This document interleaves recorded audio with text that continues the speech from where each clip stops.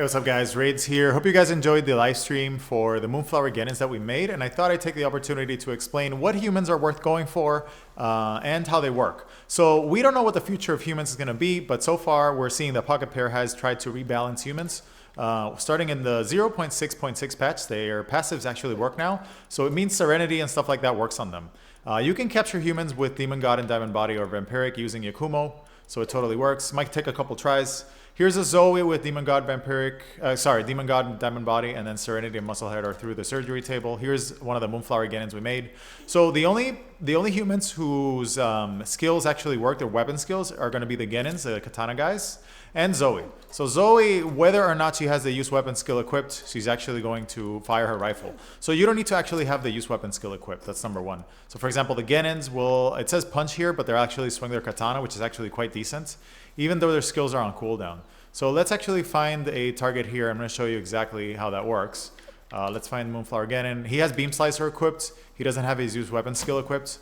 We're going to find this Quivern here, and I'm going to deploy him. And we're going to see that even though his Beam Slicer goes on cooldown, when it's on cooldown, he's still going to use his Katana to attack the enemy. So Beam Slicer should be on cooldown now. And he's going to use his Katana. So it's actually a very fast cooldown skill.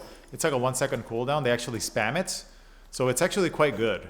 In Arena, it does 400 or so damage per swing, so it's quite decent. So Moonflower Genin is going to be one of them that's worth going for. And then the other one's going to be Zoe. Let's take a look at Zoe. Everybody knows how Zoe works at this point. So Zoe will pull out her rifle in between cooldown when her skills are on cooldown. So let's find some stuff for her to kill here. Perfect. We have a Celine from a meteor drop earlier. So we're gonna have her do her air blade, and then she's gonna fire her rifle in between. So if I put Zoe here, she's gonna fire her rifle in between attacks. So quite decent there. Essentially, her regular attack is a rifle shot, and then she's gonna do air blade here when it's off cooldown. So quite decent quality of life there. Now let's demonstrate what happens when you use a PIDF infantry. This one's not maxed out yet. So this PIDF infantry, they do have the mining suit ability. Let's see if we can catch this Chillette here. Show you guys. I gave him Lightning Streak. So he's using Lightning Streak. And in between attacks, he's actually trying, he doesn't use his rifle, he comes out to punch. So the way that works out is PIDF infantry, for now, it's not worth maxing out. We don't know what the future holds. If they enable the rifle attack for the PIDF infantry, they're kind of going to be like a Zoe. So they do a Kamehameha attack, but then they do a punch for low damage. So PIDF infantry and other human attackers like that, and including the Fey Break guys, they do not have their weapon skills enabled. So unfortunately, they're not going to work properly. But in the future, if they enable them, they're going to be kind of like Zoe. So we'll see what the future holds with humans. But for now, that's the status of it. In Arena, the best ones are going to be Moonflower Genin and Zoe.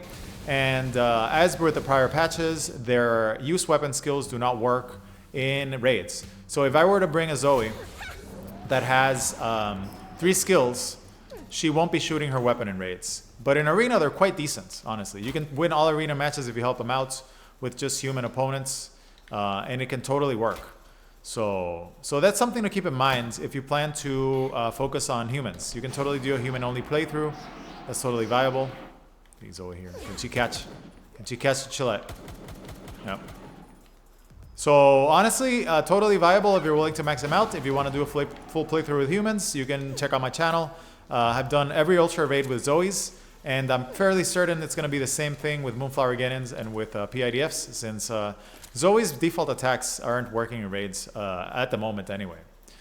So humans really can only stand to get stronger from here on out, really, is the read I'm getting on the situation.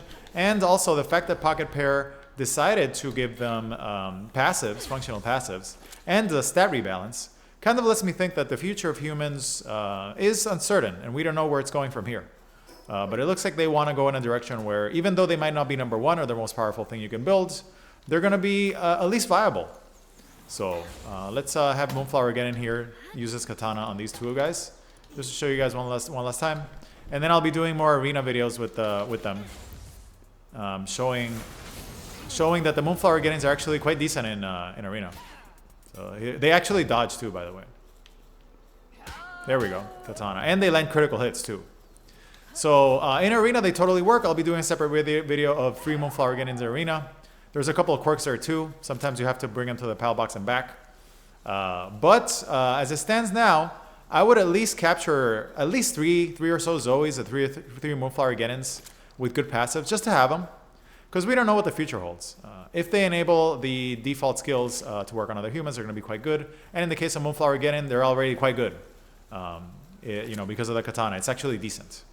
So I hope that helps somebody out there and that you guys found the video useful. One last thing, Boost Gun does not work on humans, nor do PAL Pods currently.